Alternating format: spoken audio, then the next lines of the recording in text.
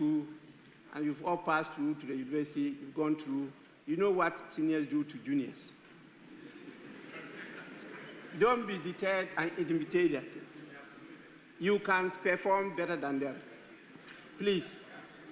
But at least, for the respect, the reverence, you have to give it to them, because they were born before you. And so, on behalf of the House and the members, I hand over this first to the Member of Parliament for the Akwatia constituency.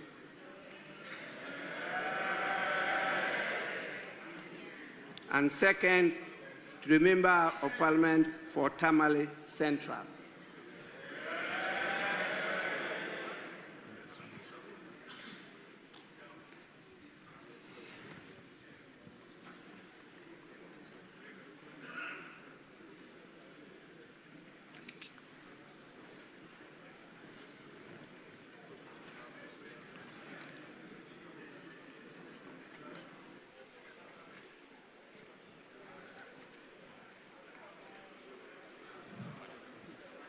We can come, okay.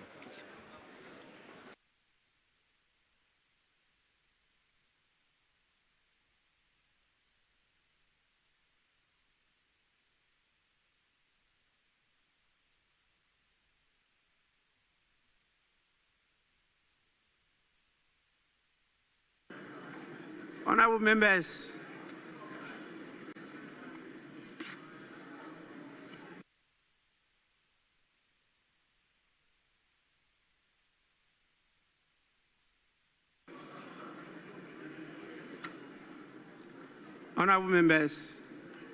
on your behalf, I warmly welcome the two freshest members of Parliament to our midst. And we are happy now to have the full complement of the House. We now have 276 members of Parliament. Please, the number is no longer 275. We have 276. And anytime the number increases, we have to create space for the member. So please, it's a plea that before this number increases, you must, as a country, as a republic, start looking for a proper place. If not, the integrity of this structure is being undermined. A word to the wise is enough. By our standing orders, we now move to item 4, which is National Pledge. All of you, I'll listen to you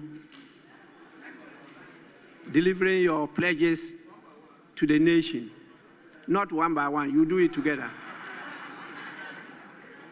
You do it together, please. Let's be on our feet.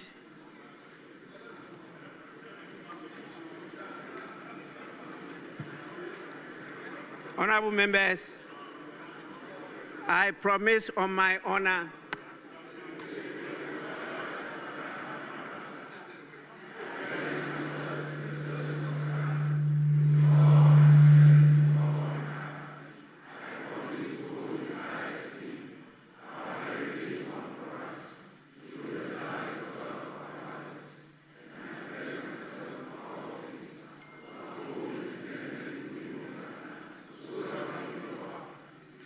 Thank you so much. Please, you may resume your seats.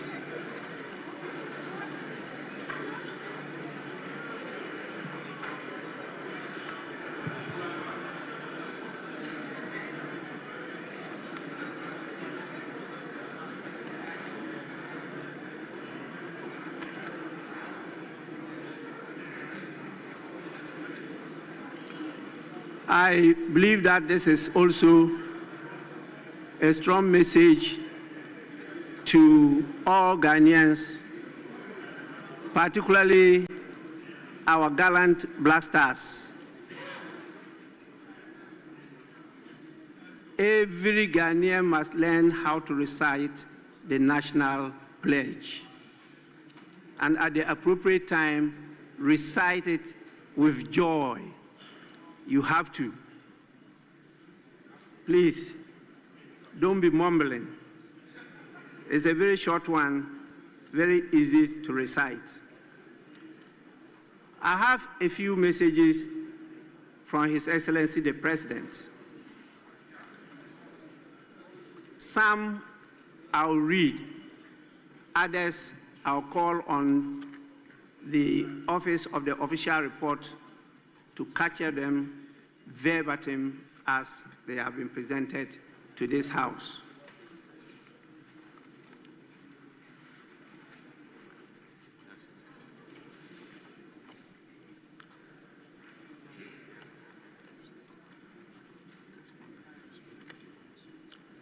The one I will read deals with the nomination of the Chief Justice.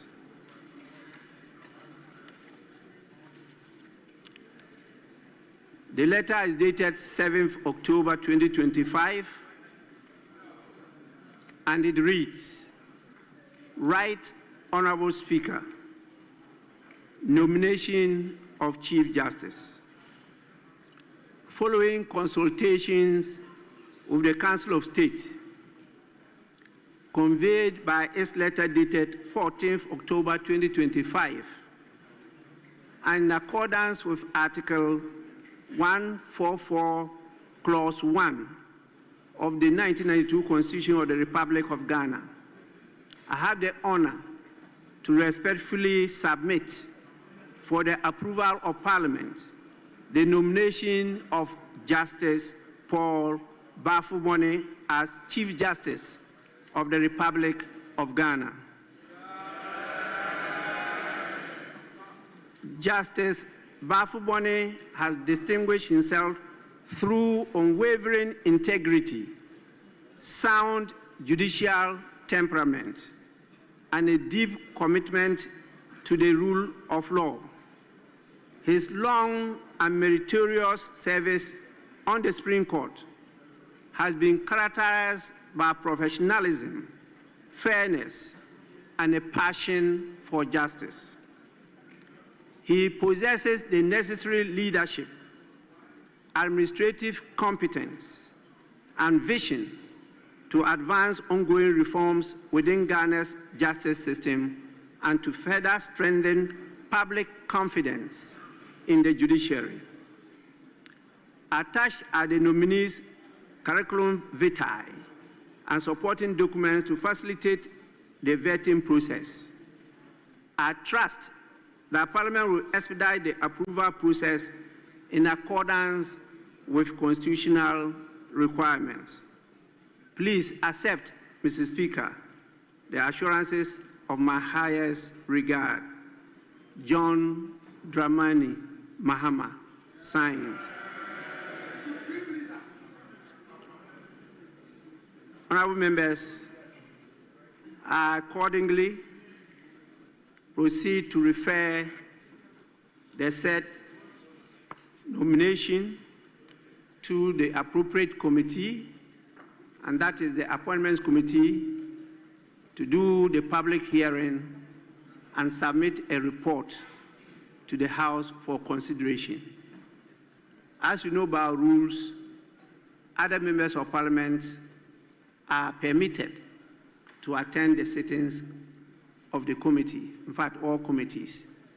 It's just that you don't have the right of vote, but you can attend to assist your colleagues. We trust that this will be done in accordance with the laws of this country. And at the end of the day, please, we'll give you ample time for us to assist His Excellency to make sure that the confidence in the arms of government are restored and enhanced. The nominee is accordingly referred to the Appointments Committee for consideration and report to the House.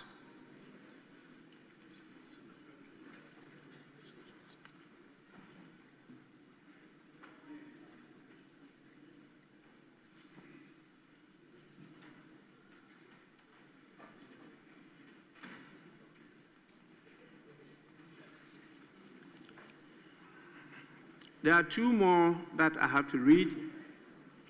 One deals with the demise of our compatriots. And so we've been given notice of it.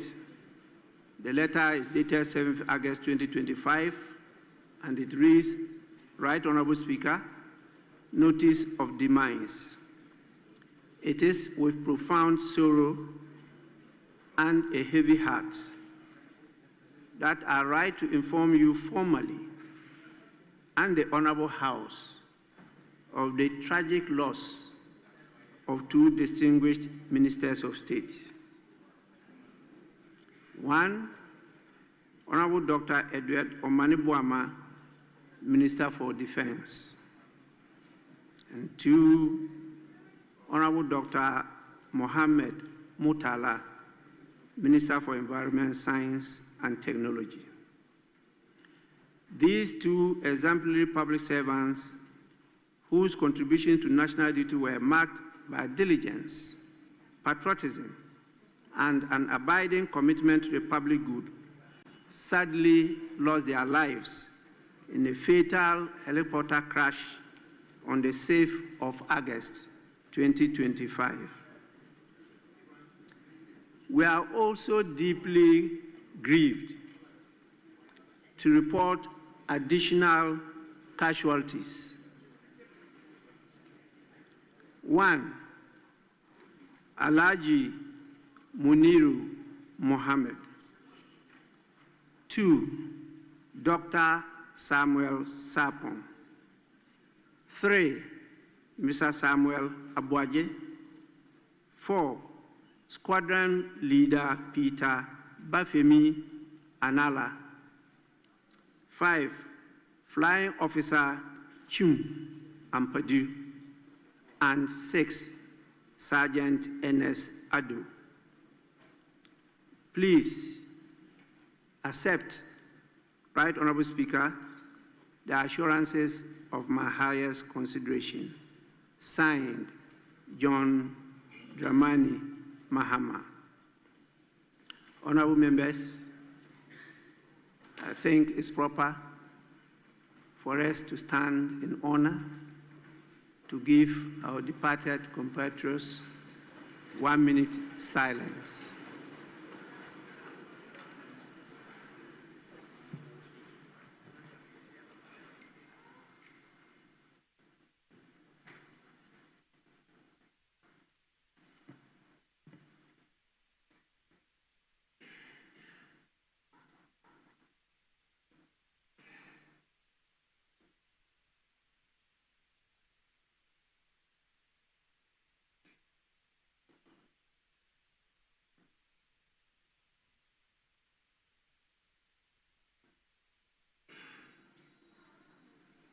May their souls and the souls of all the faithfully departed rest in perfect peace. Amen.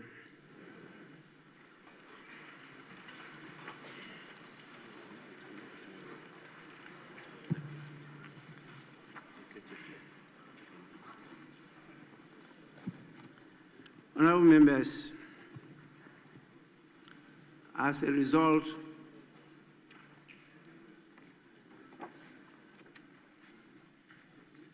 of the sudden departure in such a horrific manner of our two ministers of state, His Excellency has proceeded to designate caretaker ministers. The letter to me is dated 7th August 2025, and it reads, Right Honorable Speaker, designation of caretaker ministers.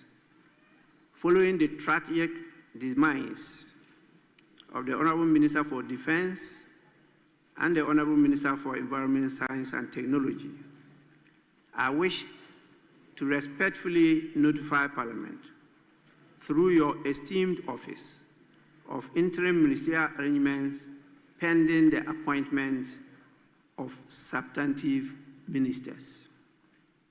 In accordance with the constitutional responsibility to ensure the continuous and effective administration of government, I have designated the following officials to serve in the caretaker capacity. 1. Dr. Kasiel Atuba Forson, MP, Minister for Finance, will additionally serve as caretaker Minister for Defense. And 2, Honorable Emmanuel Ama Kofi Boa, Minister for Lands and Natural Resources, will assume additional responsibility as caretaker Minister for Environment, Science and Technology. Please accept, Right Honorable Speaker, the renewed assurances of my highest consideration. Signed, John Dramani Mahama. The rest of the other letters, the communication from His Excellency, deals with absence from Ghana. And there are a number of them.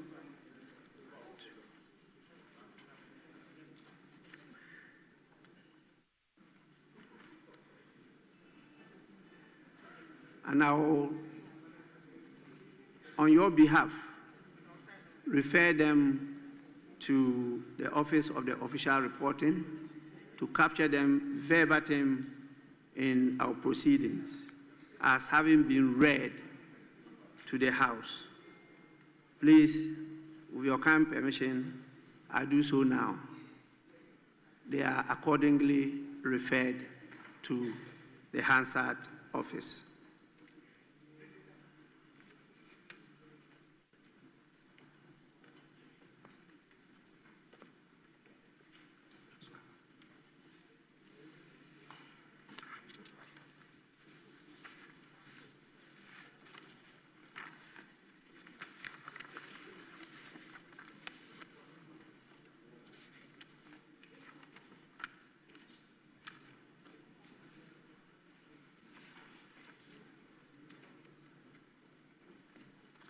In view of the nature of business before the House, item 6 will just be to warmly welcome you all to the third meeting of the first session of the 9th Parliament of the 4th Republic of Ghana. I'm happy you took the recess seriously, and from the reports I have, many of you interacted with your constituents on whose behalf you are here. I'm informed that you shared information with them on the work of Parliament, and you received a lot of inputs from your constituents. Committees also took advantage to visit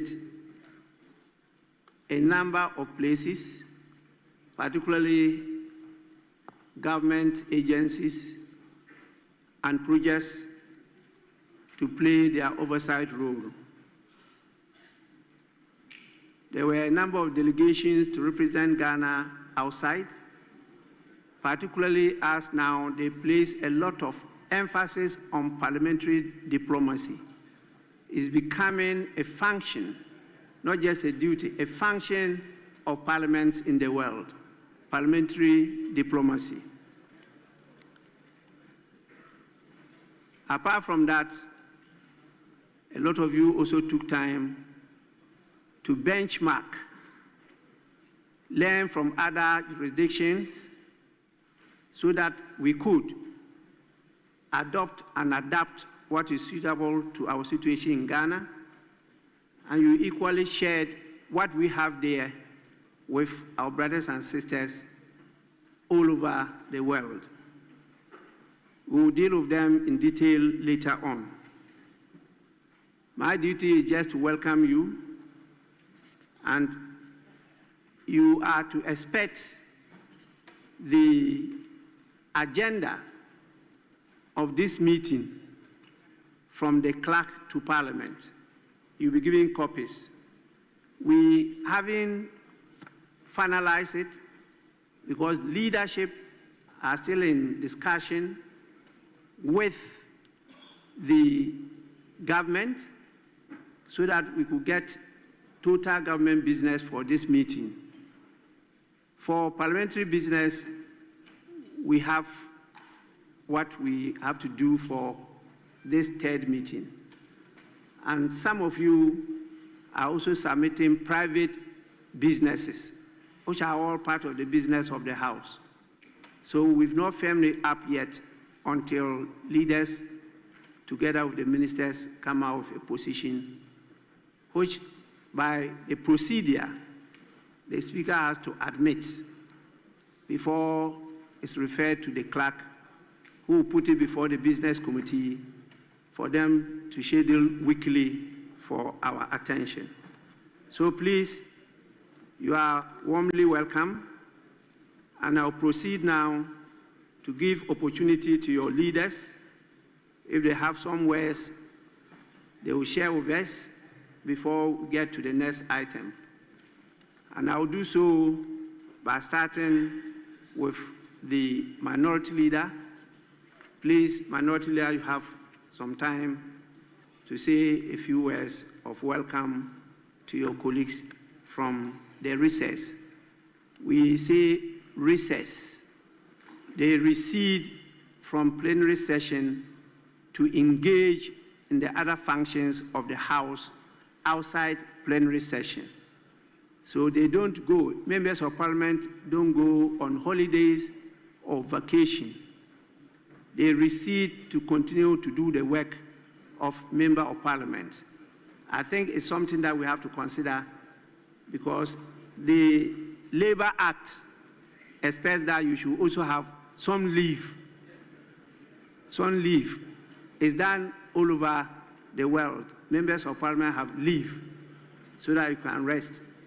Those of us who have sacrificed all these years, we know how our families have been destroyed because you never have time for your family. You never have time for people dear to your heart, the people that you grew with, and sometimes they don't spare you.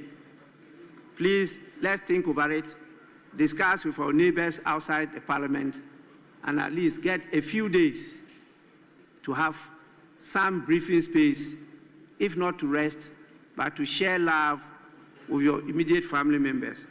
With this, Honorable Minority Leader, you may proceed to make your comments.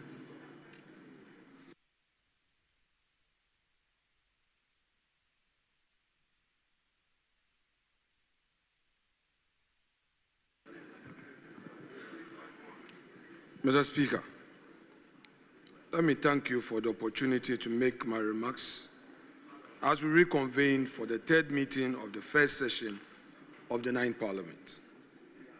Mr. Speaker, I begin by warmly welcoming your good self, your deputies, honorable colleagues in leadership, and all members of this House back to our legislative duties.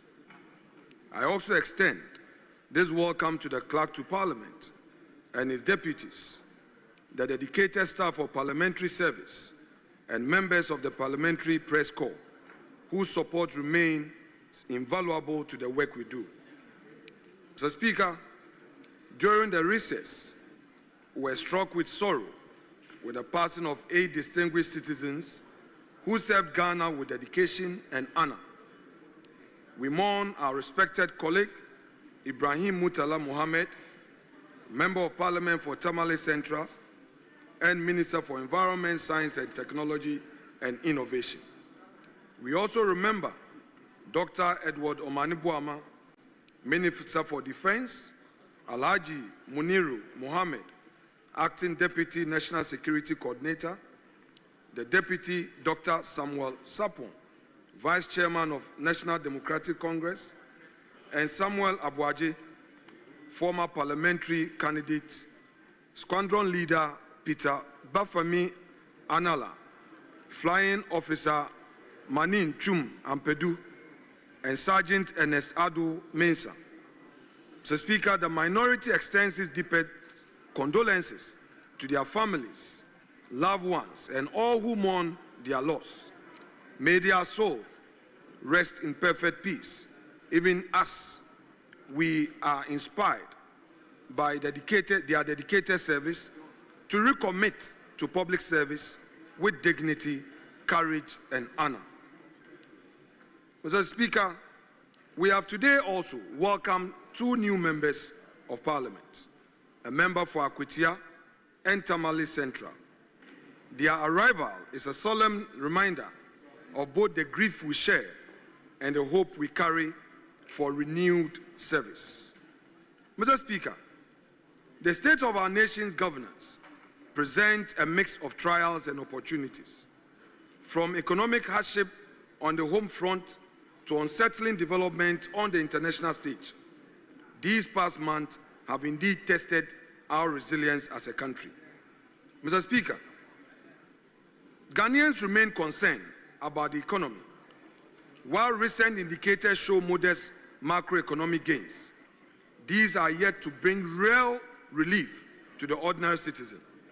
The truth is, stabilization means little if the youth remain unemployed and families still struggle with the cost of living. The mass dismissals across key state institutions represent a direct assault on the integrity of public service. Competent officers who were employed have been sacked from office under directives from the Chief of Staff. These dismissals were carried out without due process, without cause, and in clear violation of constitutional and statutory provisions. These are politically motivated acts that undermine professionalism, weaken state institutions, and erode public confidence in governance. The recent labor unrest whilst we were on break shows a clear public discontent. Over 200 junior doctors have worked for 10 months without pay, and more than 800 remain unposted. Newly trained teachers and nurses have also gone months without salaries. These are the stories of hardship people face. A government that fails to pay its frontline workers cannot claim to care for its people. Mr. Speaker, it must be emphasized that the MPP government, whilst in office, initiated the 1D1F. This was conceived as a vehicle to drive industrial growth and create sustainable jobs through private sector participation. However, government actions in recent months show a clear lack of commitment to that vision. Instead of providing real support to existing private sector jobs and easing the cost of doing business, bureaucracies are being created, frustrating investors and entrepreneurs. This stifles innovation, discourages productivity, and risks choking the public sector with inefficiencies that private sector was meant to relieve. But, Mr. Speaker, no economy can grow when private sector initiative is replaced with political control. The time has come for government to walk the talk of ensuring that the private sector becomes the real engine of growth. Enough of the rhetorics.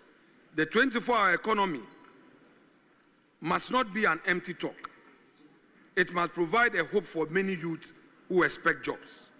Mr. Speaker, on the governance front, governance is about upholding freedom, justice, and the rule of law.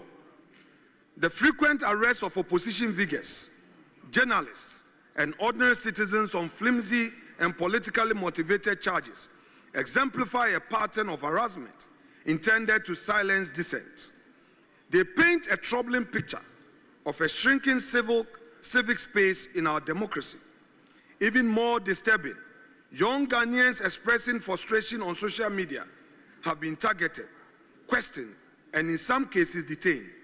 The question we ask as a minority is this the reset we were promised or an era of regression into intolerance? Mr. Speaker, the case of David Afu-Kodjo-Pra, a young man known on social media as Kwame Nkrumah #2, highlights the disturbing double standards in how justice is applied. After a live stream on social media, he was swiftly arrested, prosecuted, and sentenced to 7 months in prison. Much as the law must be applied, we must ask, is the state equally swift when government-affiliated individuals commit similar or worse infractions? Not long before this incident, during the Akwatia by-election, the NDC National Vice Chairman, Sofo Azoka, openly declared that there will be by-election in my constituency. That was a threat, plain and simple. Unlike in the case of Kwame Nkrumah II, the police have not taken action. Mr. Speaker, why is there no urgency on this matter? Why the speed in one case and silence in another? Justice must be seen to be done. Justice cannot be harsh on critics and lenient on those who are closer to power. The broader context deepens our concern. Mr. Speaker, on the 8th of September, the Bono Regional Chairman of the New Patriotic Party, Mr. Kwame Bafo Abronye, popularly known as Abronye DC, was arrested and detained on charges that appear politically motivated. The court ruling in this case raises deeper constitutional questions. In delivering judgment, the presiding judge, His Lordship Akwa, cited George Orwell's Animal Farm, observing that, quote, all men are equal, but some are more equal than others, unquote, and went on to quote the late President Robert Mugabe, purportedly, quote, I can assure you of freedom of speech, but cannot assure you of freedom after speech, end quote. Mr. Speaker, these remarks to us as the minority, coming from the bench, convey an unsettling message that equality before the law and freedom of expression may no longer be treated as fundamental rights, but as privileges subject to interpretation and power. Such reasoning, if left unchecked, set a worrying precedent for democratic governance and judicial independence. The use of Orwell and supposed quote from Mugabe to rationalize the restriction of free speech undermines the spirit of our Constitution, which guarantees every citizen the right to express opinion without fear of reprisal. Ghana's courts have long stood as the last line of defense for liberty, and any departure from that role risks eroding public confidence in justice itself. The minority, therefore, finds this trend dangerous and calls for restraint, reflection, and a renewed commitment to fairness, equality, and the true meaning of freedom under the rule of law. Mr. Speaker, the minority registers its unequivocal objection to the removal of the Chief Justice, Mrs. Gertrude Araba Esaba Saki Tokonu. We believe the process lacked transparency, violated constitutional principles, and set a dangerous precedent for judicial interference. 3 separate petitions were referred to the Puaman Committee. The committee only had 1 petition, then adjourned proceedings for continuation on the 15th of September. Yet, without notice to any party in the matter, the committee suddenly submitted a report on the 1st of September, and within 2 hours, an announcement was made of a removal. Was that adjournment a deception, Mr. Speaker? Even more troubling was a warrant of the suspension. It claimed to have made a prima facie determination, but to date, no one has seen such document, and this raises serious constitutional questions. The so-called Puaman report remains a secret document. We, the minority, shall not relent on our demand for a copy and a full disclosure of this report. Mr. Speaker, this matter goes beyond one individual. If this false and irregular process succeeds, it endangers every independent constitutional body. The Auditor General, the Electoral Commission, the National Commission for Civic Education, and even the Public Services Commission could be targeted next under the same Article 146 procedure. The question that must even be asked, that when a person is removed as a Chief Justice, that he or she remain a Justice of the Supreme Court. This will destroy the safeguards of accountability and erase the principle of probity from our governance. If judicial independence can be manipulated in this manner, we should not expect free or credible elections in future. Mr. Speaker, the judiciary is the last line of defense for our democracy, and any act that undermines its independence strikes at the heart of our constitutional order. The minority will resist any attempt to compromise the sanctity of the judiciary. Ghana's institutions must be protected from political manipulation, and we will not sit idly by while dangerous precedents are set. On the issue of illegal mining, we, the minority, are of the view that this represents one of Ghana's gravest governance challenges that has persisted across successive governments and which has escalated into a full-blown national crisis in the menace of illegal mining, popularly known as galamsey. The devastation caused by galamsey to our environment, water bodies, and public health cannot be overstated. Even as we convene today, Mr. Speaker, our rivers run brown with pollution. Vast tracts of once fertile land lies carried and toxic, and many of our citizens in mining communities face illness and danger from poisonous chemicals. We have talked about illegal mining for years, yet the problem has only grown worse. Time for mere talk is over. We need decisive, visionary action now to save our country's future from disaster. Not long ago, we were warned. One such early warning came in 2010 when investigative journalist Anas Arimayel Anas released a documentary exposing the dark underbelly of galamsey. That expose, part of the Africa Investigate series, shone a light on the tragic consequences of illegal mining that were already evident back then. The documentary recounted how in June 2010, a galamsey pit near Dunkwa Onofin flooded, killing an estimated 150 people in a single disaster. It showed the rampant corruption and complicity that allowed galamsey to flourish, including officials meant to enforce the law taking bribes to look the other way. It highlighted the environmental havoc being unleashed, rivers poisoned with mercury, cyanide and other toxins, local communities suffering flooding and pollution, fishermen and farmers losing their livelihood. Anas's work in 2010 was an early warning alert for our nation.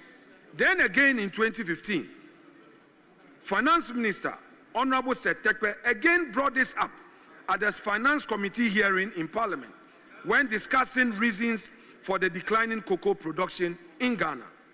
Tragically, Mr. Speaker, those warnings were not heeded with the urgency and seriousness they deserved. Fast forward, today, the nightmare scenario is upon us. Just last month, new study by Pure Earth and Ghana's own EPA, Environmental Protection Agency, revealed terrifying data about toxin levels in mining communities. In some areas, mercury contamination in the soil is 134 times above safe levels, and arsenic concentration are over 4,000% higher than what the WHO deems safe. These poisonous metals are seeping into the water, into food crops, into the very bodies of our people. Doctors are reporting an uptick in children from mining areas developing kidney disorders, and even finding mercury pellets in their x-rays. Children, Mr. Speaker, now require dialysis because of the poisonous fruits of galamsey. Our nation's future is being sickened and stunted. Mr. Speaker, despite being Ghana's top gold producer, the surge in unregulated small-scale mining has created an underground economy that drains national resources and benefits criminal networks. In just 8 months this year, small-scale gold exports surged to over $6.3 billion, according to the CEO of Ghana Gold Board. However, much of this trade is believed to be illicit. The state loses billions in revenue while communities suffer environmental devastation. The minority stands with all Ghanaians, calling for decisive action. We welcome the advocacy from civil society and religious leaders, and we support real solutions from tougher laws to sustainable alternatives. Mr. Speaker, we must also admit that the situation has worsened since this government came into office. At the 2025 May Day celebrations, organized labor, speaking through its Secretary General, confronted this matter with deep disappointment that the galamsey menace has worsened under the watch of this government, barely 5 months into its administration. TUC's position was again echoed by the acting Chief Justice, Justice Paul Bafuboni, at the GBA conference in Wa, where he also described the crisis as worsening. Mr. Speaker, when labor and the judiciary raise their voices together, we must listen because these are not partisan voices. Mr. Speaker, the time to act is now. If we fail to protect our rivers, land, and communities, we risk failing an entire generation. Mr. Speaker, during the recess, a foreign policy development came to light regarding an agreement between the government of Ghana and the United States to accept some deportees. Mr. Speaker, the agreement of such magnitude, in our view, and we respectfully submit, should be subject to the parliamentary scrutiny under Article 75 of the 1992 Constitution. We therefore demand that this arrangement be brought before Parliament for ratification. Ghana's foreign policy must never be conducted in secrecy, nor should we compromise our sovereignty for expediency. We urge the government to always place Ghana's dignity first and ensure that any international agreement reflects our values and command the confidence of the Ghanaian people. In conclusion, Mr. Speaker, it is worth emphasizing that Ghana's story is of triumphs achieved through visionary leadership and the indomitable spirit of our people. The New Patriotic Party, during its time in government, championed bold initiatives that delivered tangible progress. We rolled out the free SHS policy, which opened doors for secondary education to youth from all walks of life. We pursued industrialization through 1D, 1F program, establishing 169 new factories nationwide and creating nearly 170,000 jobs for our citizens, constructing over 13,000 kilometers of roads, championing STEP, making TVET education free, with all TVET institutions being facelifted. Mr. Speaker, this is the record of the previous government. Under MPP stewardship, Ghana's democracy deepened and economy grew to the extent that the world took notice. We therefore urge this government to walk the talk and by being bold with policy implementation. Enough of the rhetoric of 24-hour economy. We've had 1 job, 3 shifts. Enough of it. We want the reality to be seen on the streets of Accra. Finally, Mr. Speaker, we cannot afford to lose hope. Our nation has weathered many storms, and each time we have emerged stronger. The minority will continue to be the voice and the shield of the people in this august house. Though we are 87, we assure the people of Ghana that we are firm in our conviction and will be able to hold this supermajority to account. We don't believe in numbers. We believe in substance, and we confront you with substance.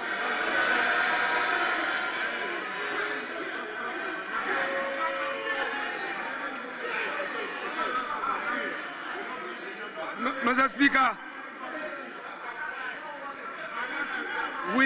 Mr. Speaker, we are a proud, mighty few. Mr. Speaker, we are a proud, mighty few who will speak truth to power and work tirelessly. Mr. Speaker, guided by discipline, hard work, and our faith in God. And Mr. Speaker, and inspired by your own hard work, when your party lost in 2000, you led a charge with fewer numbers, and within a short period, you made progress. We also inspired by what we saw in 2016, said that by 2020, your side had made progress. We believe in that same dream that come 2028, the minority will be the majority. Mr. Speaker, let us all be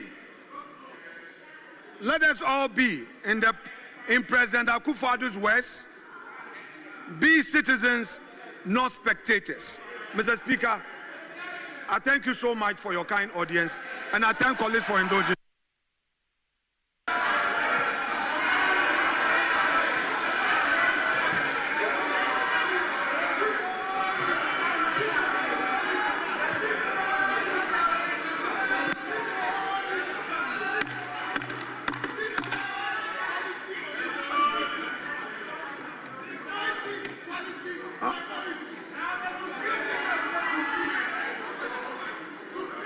Honorable members, before I invite the majority leader, let me acknowledge the presence of our August visitors.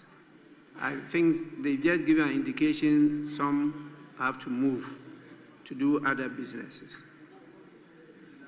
We have 3 groups of visitors from the following constituencies: Sanerigu, Akwatia, and Tamale. So we have Tamale Senior High School, my alma mater,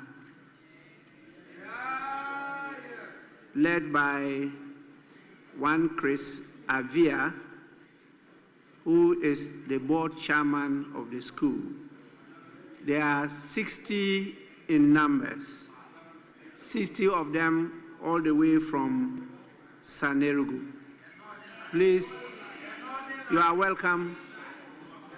I spent some years in your constituency to educate myself at the Tamale. That time we called it secondary school, not senior high.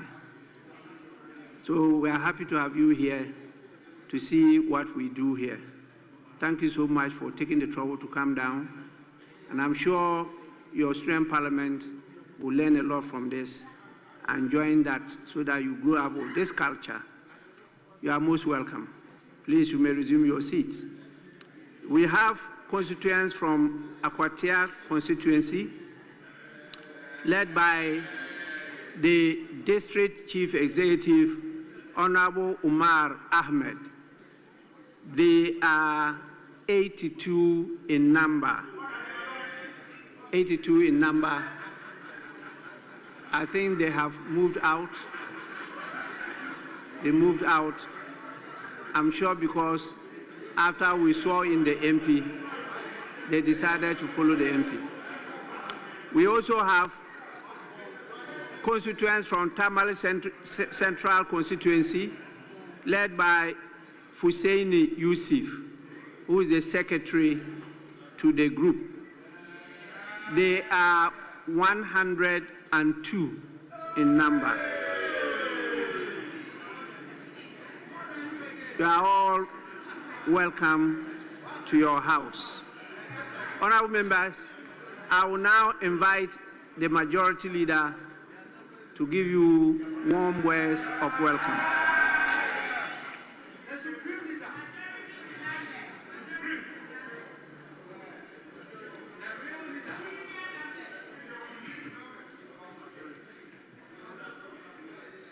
Right Honorable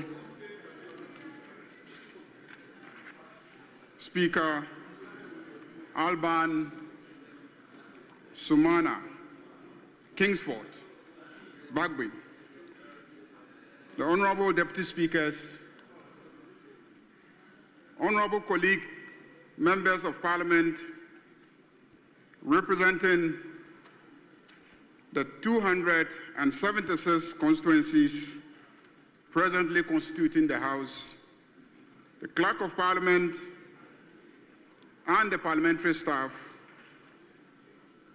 By the grace of the Almighty, we're all here, and you are welcome back to this House for the third meeting of the first session of the ninth Parliament.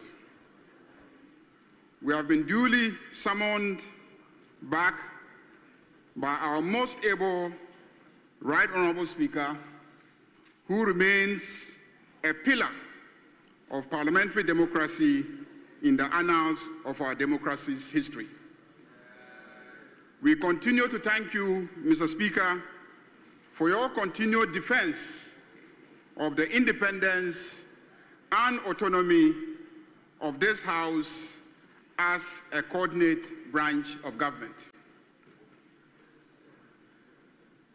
I begin on a very solemn note. We must start by remembering our colleagues who died in that tragic helicopter crash of the 6th of August 2025. The Right Honorable Speaker has already mentioned their names, but suffice it to add that two were particularly close to us. The Honorable Dr. Edward Kofi Omane-Boama, a non-voting member of this House and the then Minister for Defense, and Honorable Alhaji Dr. Murtala Ibrahim, the then Member of Parliament for Tamale Central and Minister for Environment, Science and Technology. The other distinguished Ghanaians who perished in the fatal accident have all been mentioned, and I will urge colleagues to remember them in their prayers. And on behalf of colleagues in this House, let me extend our condolences to the families of the bereaved and urge all of us to support the efforts to maintain their children. A minute of silence has already been observed in remembrance of our colleagues. Let me thank this House for that. Right Honorable Speaker, this loss occasioned a by-election in the Tamale South, and in addition to an earlier loss of our colleague, which also occasioned another by-election in Akwatia.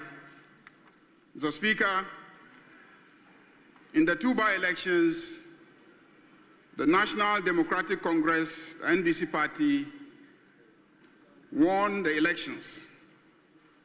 Mr. Speaker, winning Akwatia about 8 months in office signals the growing popularity of the NDC in government and general public positive rating of the government of the NDC under President John Dramani Mahama.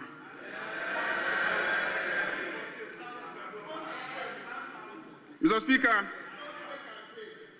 with these two elections and the one that took place in Ablekuma, this House is now fully constituted.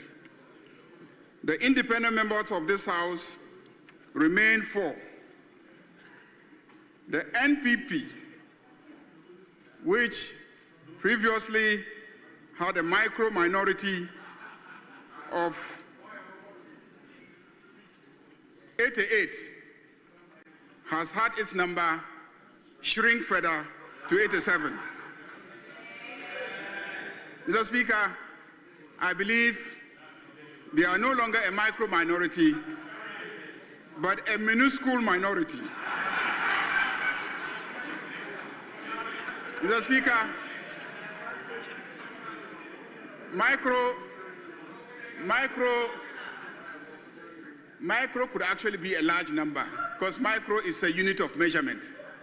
1 million can actually be micro when you are evaluating 1 billion. In English, when you want to describe something as very small, you say minuscule. The NDC supermajority will balloon to 185, and when we add our numbers to the 4 independents who have agreed to do business with us, the NDC will become a gargantuan majority. All I can say is, Mr. Speaker, so far, so excellent. During recess, MPs had the opportunity to observe the impact of work we did during our previous meetings, the budget we approved, the laws we passed, and the policies underpinning them. Our engagements revealed the persistent, urgent need to address youth unemployment. We must ensure that our laws and the policies that we enact create jobs. Ghana's population still remains very young. Citizens aged 15 to 35 make up over 38% of the population and 60% of the labor force. They face enormous barriers to economic inclusion. Indeed, they want jobs. In the 2024 Afrobarometer report of the CDD, concerns about unemployment was the topmost concern of most Ghanaians. This was followed by the management of the economy and then infrastructure. During this meeting of Parliament, members will focus on reviewing job creation policies of the various sectors.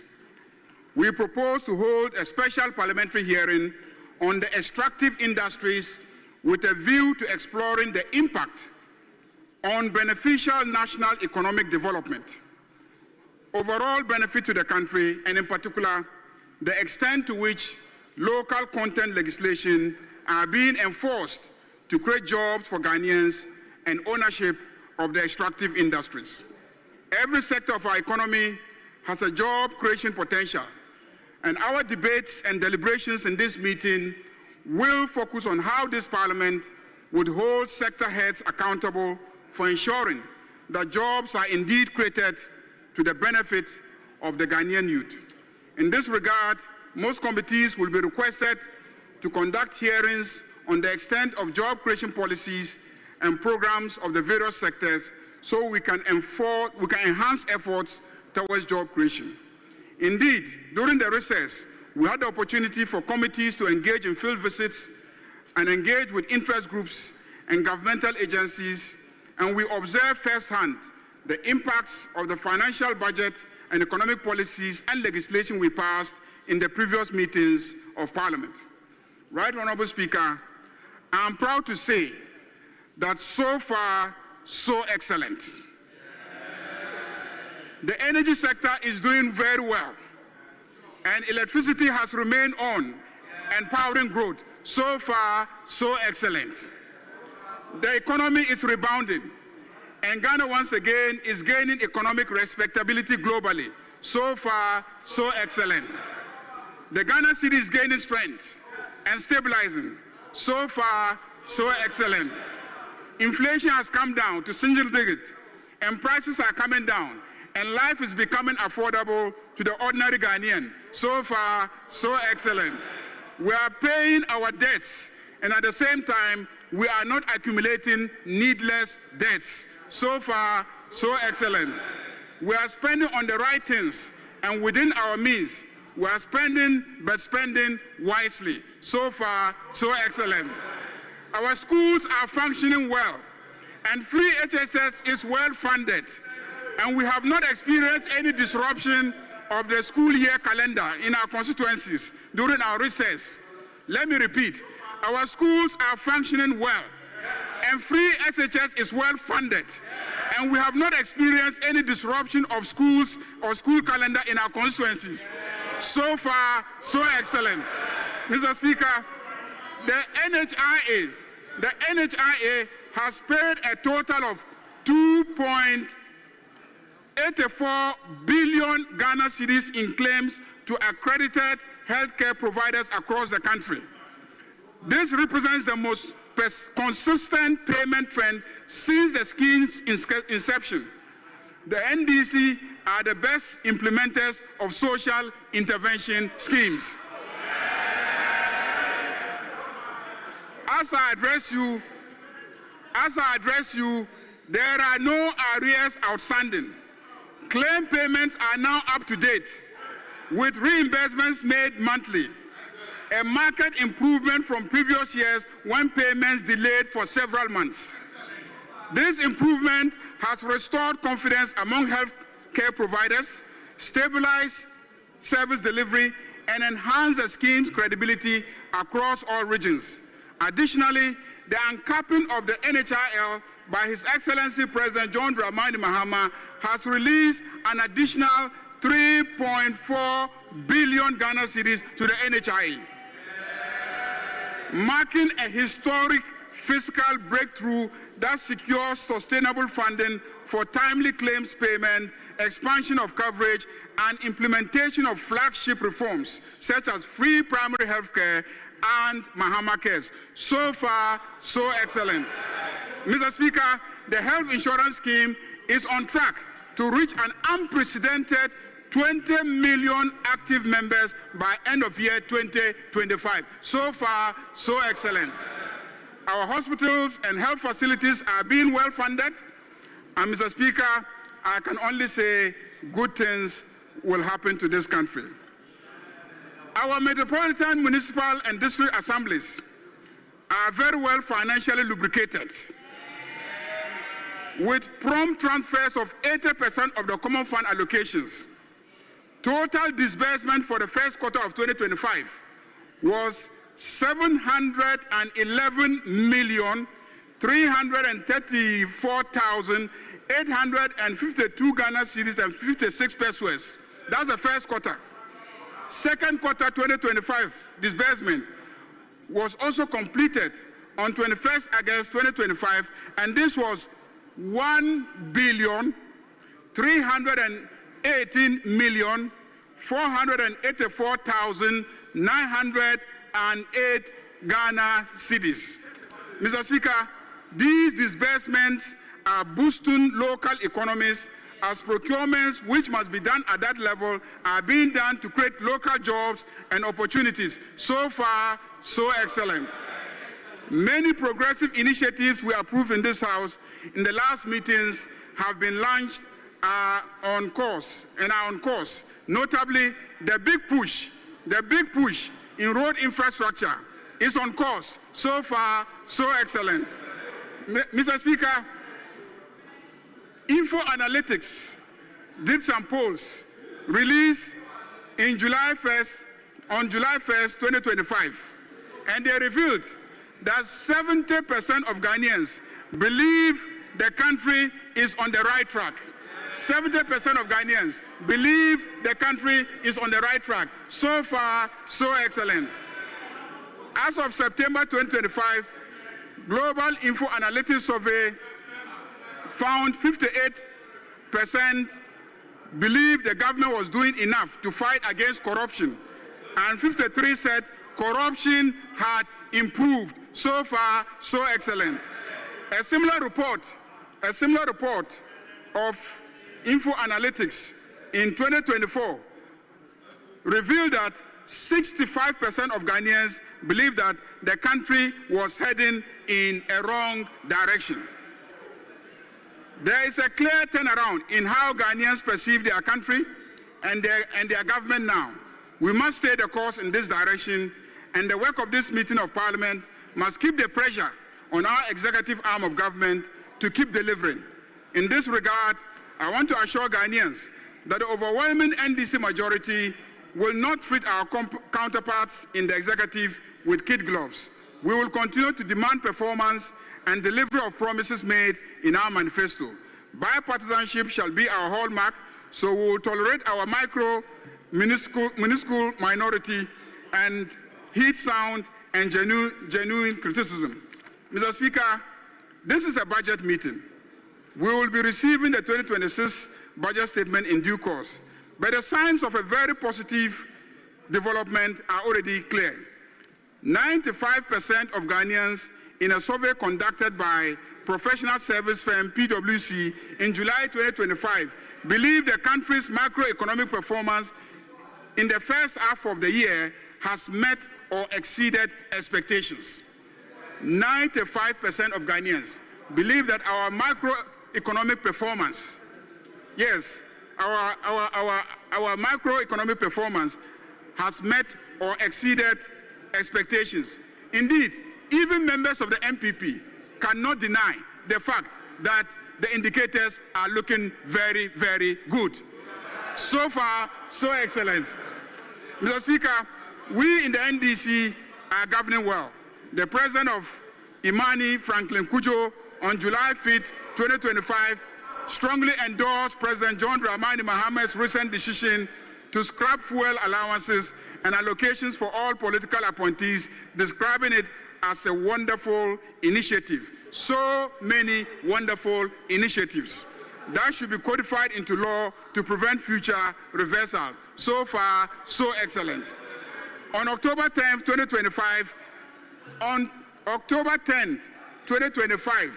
the IMF stated that Ghana's economy is rebounding faster than anticipated, with macroeconomic stabilization taking root, following a strong performance in the first half of 2025, underpinned by strong services activity, agricultural output, and others. So far, so excellent.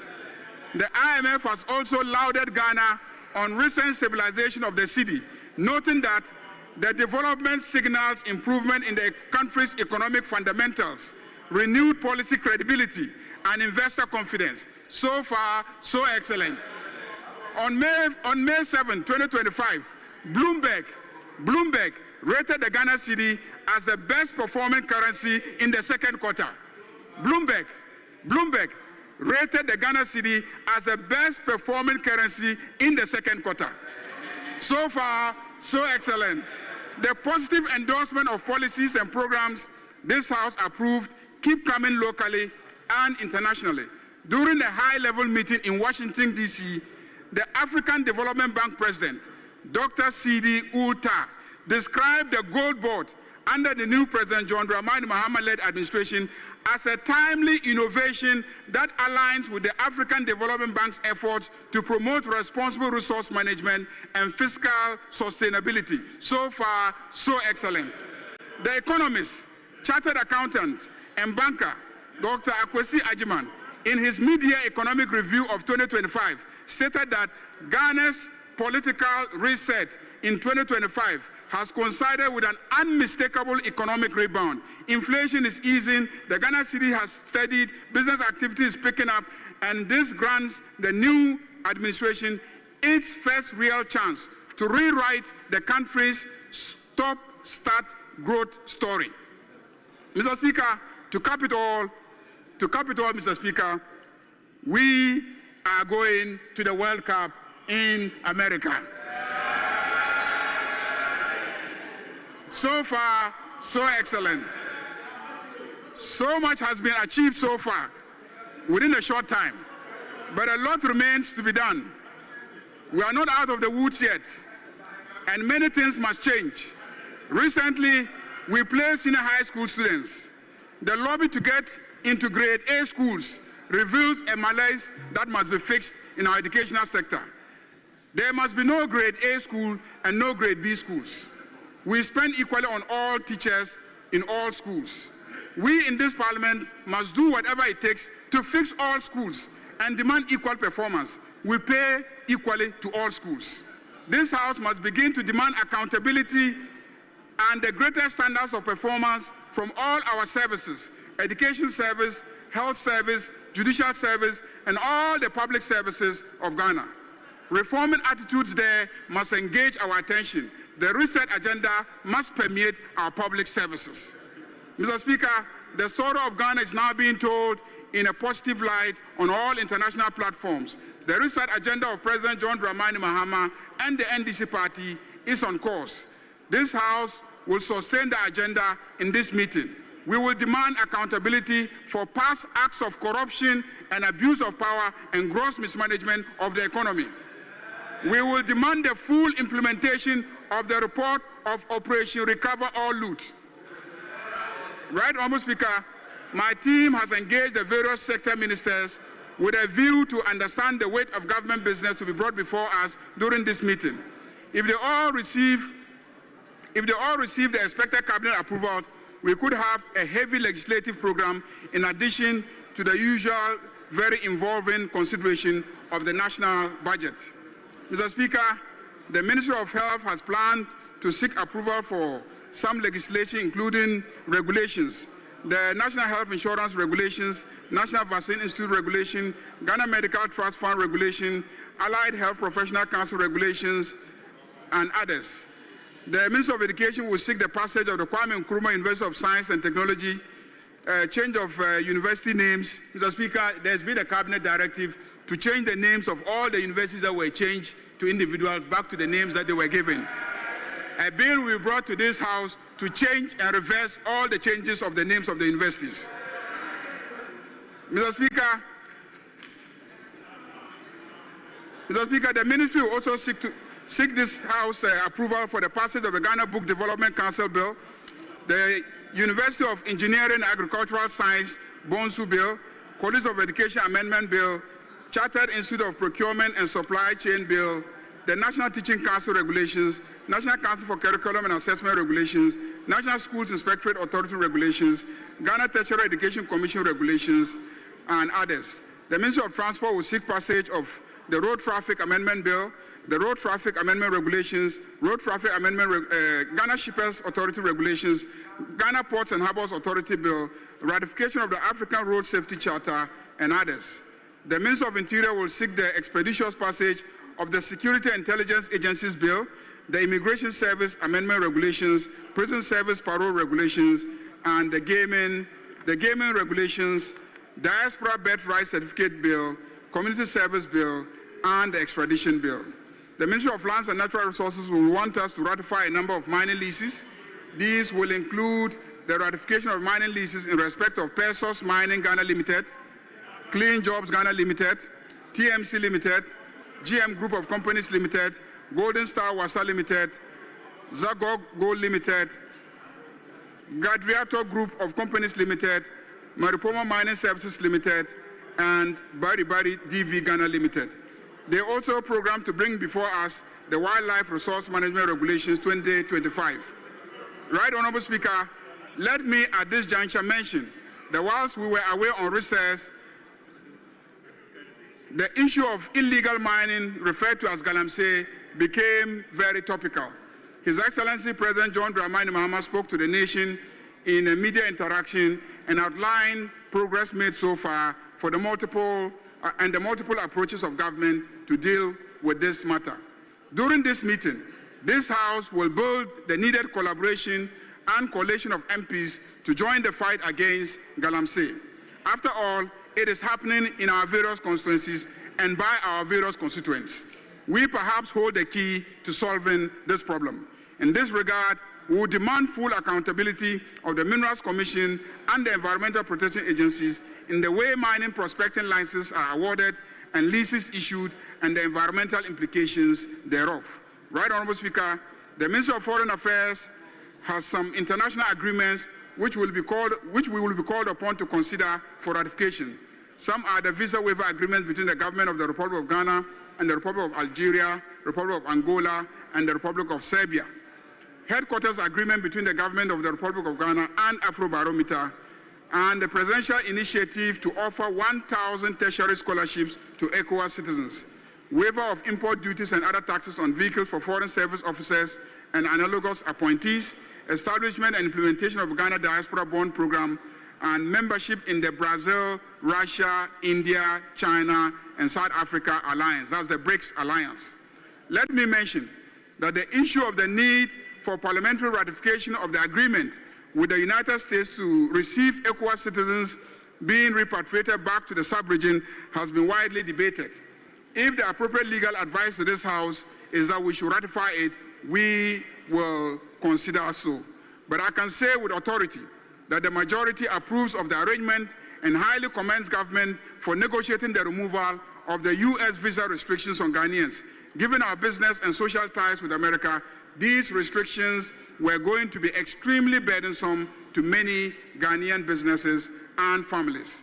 The Ministry of Land, Local Government, Chieftaincy and Religious Affairs will seek the passage of the Local Governance Amendment Bill, Coastal Development Authority Repeal Bill, Middle Belt Development Authority Repeal Bill, and the program that the Ministry of Energy and Green Transition include the ratification and passage of National Petroleum Authority Bill, ratification of petroleum agreements in respect of Block GHB01 involving the Government of Ghana, GNPC, GNPC Exploco, and TriStar Upstream Oil and Gas Limited. They will also seek the passage of the Nuclear Power Corporation Bill and then the Renewable Energy Authority Bill and the establishment of the Ghana Energy Regulatory Commission. They will also seek the passage of the West African Gas Pipeline Amendment Regulations.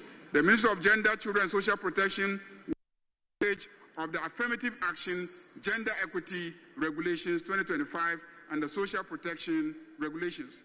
The Office of the Attorney General and Ministry of Justice has a tall legislative program.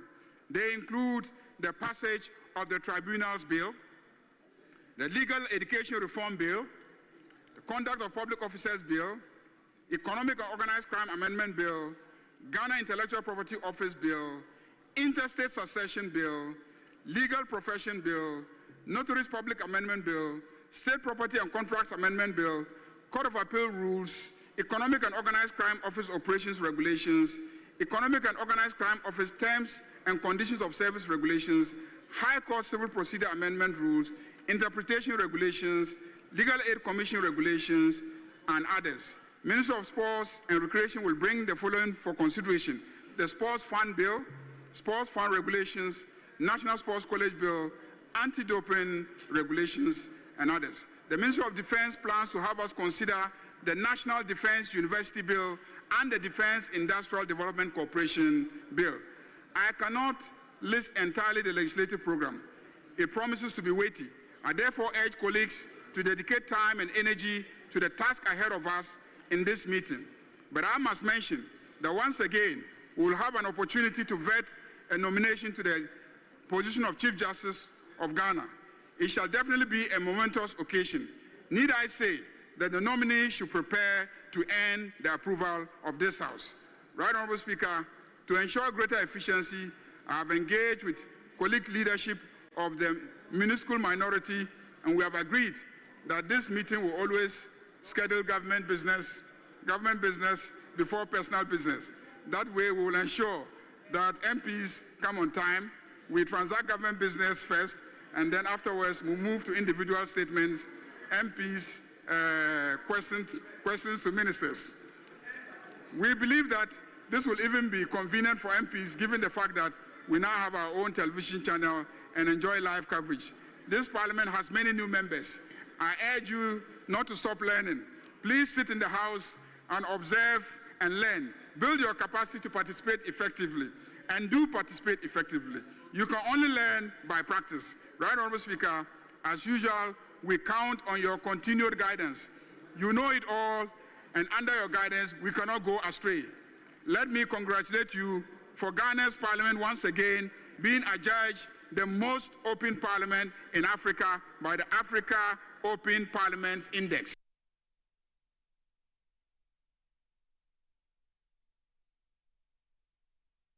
(2022). All this bears testimony to your remarkable leadership, Mr. Speaker, and foresight in managing this noble institution. Congratulations, Mr. Speaker. Honorable colleagues, I welcome you back to this House for the third meeting of the first session of the Ninth Parliament. May the Almighty God direct our every step, and may the work we will do together in this meeting make Ghana great and strong. Thank you very much, Mr. Speaker.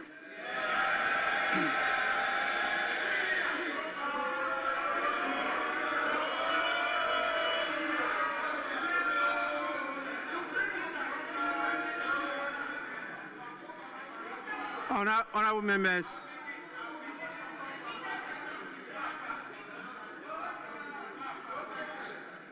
honorable members, I'm sure you have observed a facelift in the chamber that you are now occupying. You can see there's a facelift. And I want to thank the clerk and our supporting staff for implementing this decision of the board. And you have also observed that just behind me, our traditional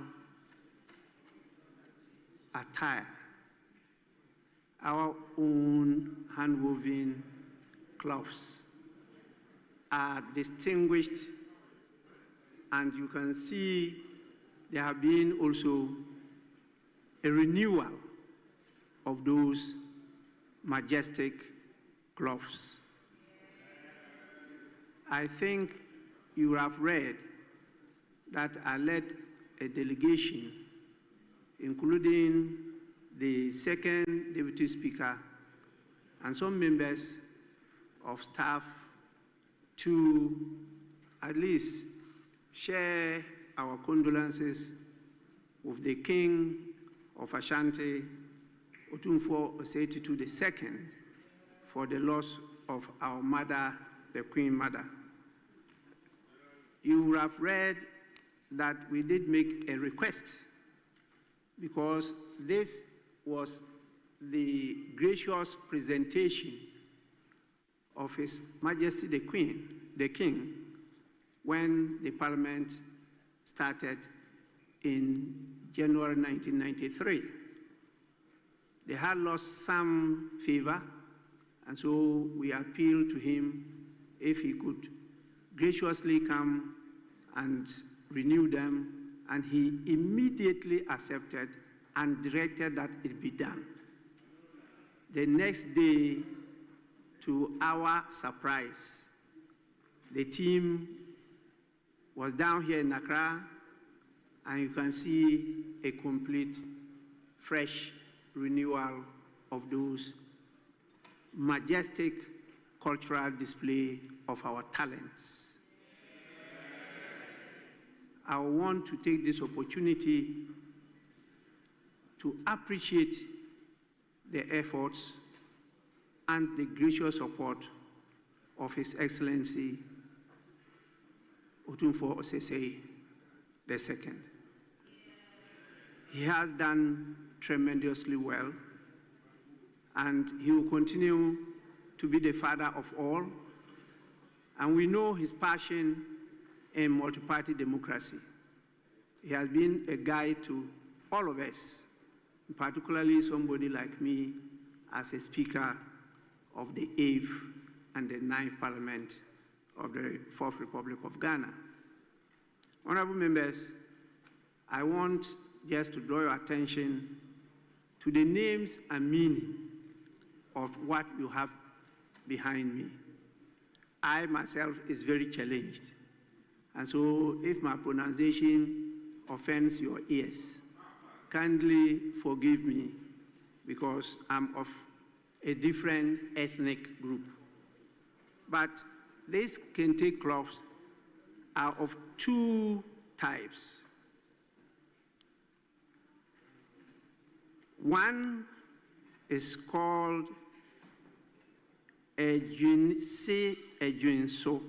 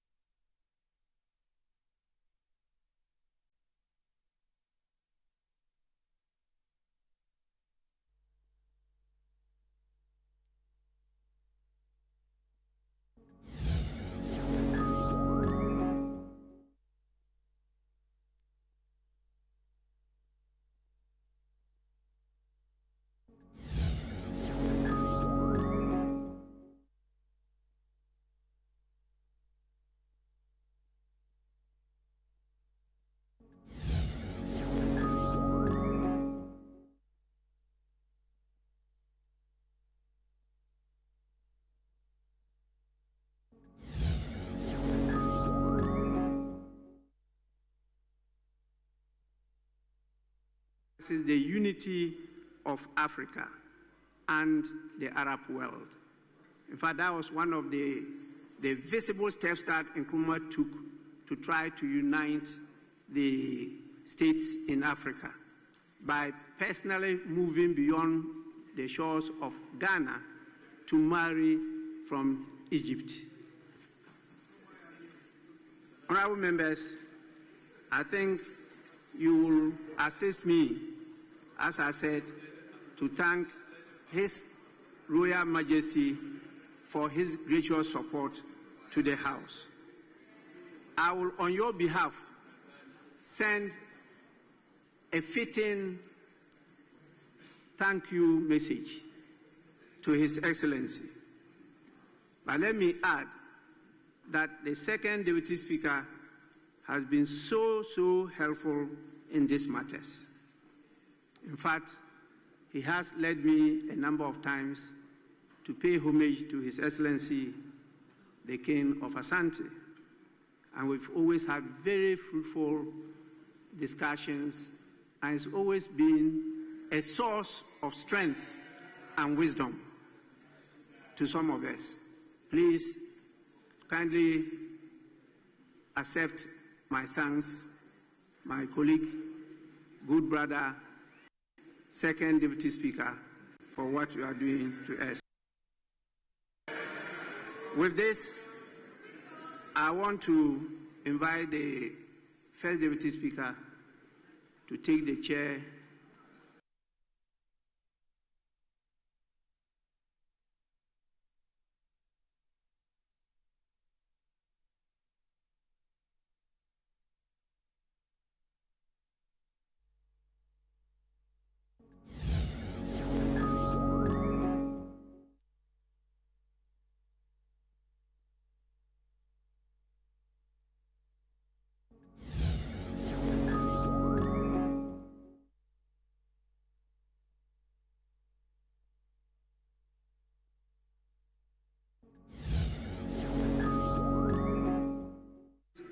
Of Friday, 1st August 2025.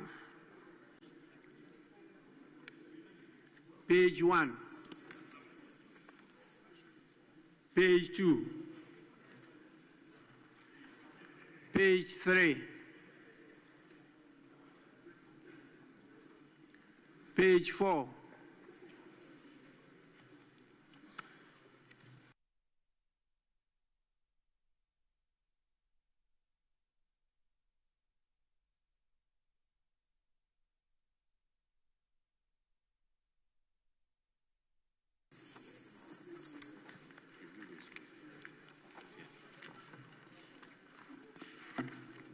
page 5,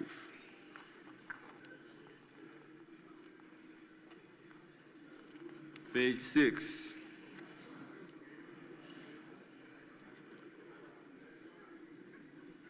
page 7, page 8,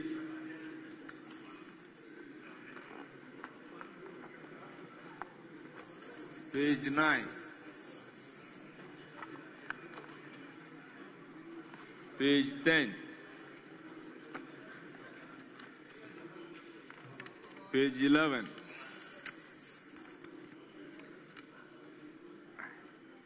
page 12,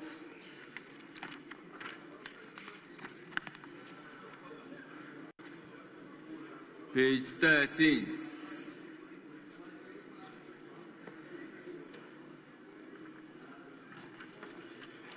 page 14,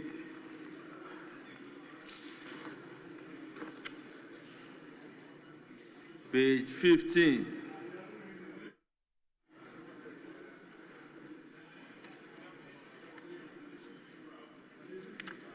page 16,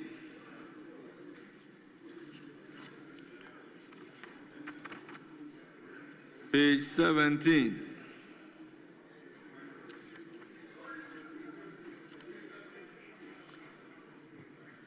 page 18,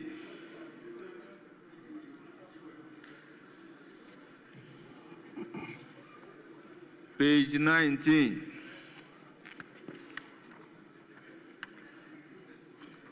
Page 20. Yes, Honorable Kingsley Nyako. Mr. Speaker, I stood up when I got to page 16. Page 16, opening. Roman numerals II and III. I would like you to check Achim. I think it's supposed to be AKIM. So let us cross-check and get the right name. Parliament there taking the votes and proceedings of the last sitting. But what has happened so far in the House is that the Member of Parliament for Akwatia, that's Bernard Baidu, has been sworn in today. Also, the Member of Parliament-elect for Tamale Central, Professor Seidu Alidu Mahama, has also been sworn in. Speeches have been taken from both sides of the House. The Minority Leader, Alexander Fenyomakin, taking the stern, and then subsequently the Majority Leader, Mahama Ayariga, also taking his turn. The Speaker read some letters, or if you like, notices he had received from the President. This would include official notice of the August 6 helicopter crash, which led to the unfortunate passing of ministers of state, a member of parliament, and other dignitaries. And then, of course, the president has also written to the speaker, or written to parliament through the speaker, notifying the House of the nomination of Justice Paul Bafo-Boni for the position of Chief Justice. The referrals have been made to the various committees responsible for looking into some of these matters. The House is currently taking the votes and proceedings of the previous sitting. And of course, we'll bring you updates in our subsequent bulletins. Our next one being Newsfeed at 4:30 right here on Channel 1 Television. I am Nanatufo Boateng. Many thanks for your time.